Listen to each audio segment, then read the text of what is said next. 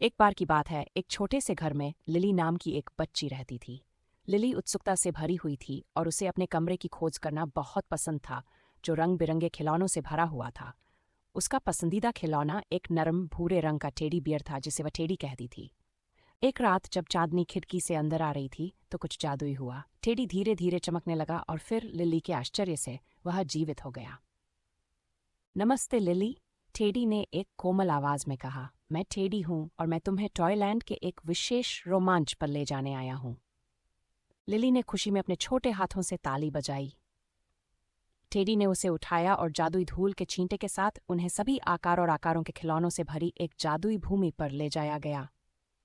Toyland एक हलचल भरी जगह थी, जहाँ खिलौनों की रेलगाड़ियाँ पटरियों पर दौड़ रही थीं, गुड़िया चाय पार्टी कर रही थीं और बिल्डिंग ब्लॉक खुद को विशाल महलों में बदल रहे थे।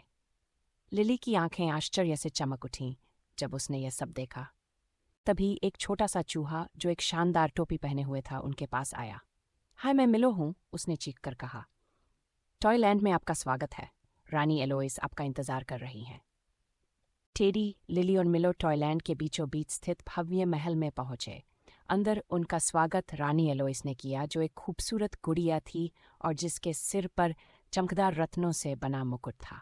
स्वागत है लिली, रानी एलोइस ने गर्मजोशी से मुस्कुराते हुए कहा। हमें आपकी मदद की जरूरत है। एक शरारती हवा ने हमारे रात के आसमान को रोशन करने वाले तारों को बिखेर दिया है और टॉयलैंड अंधेरे में डूब गया है। हमें तारों को ढूंढकर वापस लाना है। लिली हालांकि छोटी थी लेकिन बहादुर थी।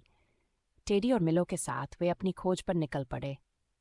वे कैंडी केन फॉरेस्ट से गुजरे, जहां पेड़ों पर लॉलीपॉप उगते थे और नदियां चॉकलेट से भरी होती थीं। वे रेनबो माउंटेन पर चढ़े, जहां जमीन हर रंग से जगमगा रही थी। रास्ते में उन्हें कई चुनौतियों का सामना करना पड़ा। गिगलिंग ग्लेड में उन्हें हंसते हुए फूलों द्वारा बनाई गई पहेलियों को हल करना था। टिंकलिंग स्ट्रीम में उन्हें केवल सही स्वर गाने वाले कड का उपयोग करके एक पुल बनाना था।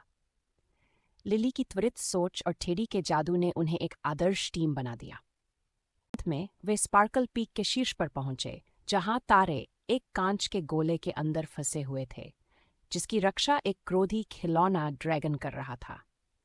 लिली ने एक दयालु मुस्कान के साथ ड्रैगन से संपर्क किया। कृपया मिस्टर ड्रैगन, हमें टॉयलैंड को फिर से रोशन करने के लिए सितारों की आवश्यकता है।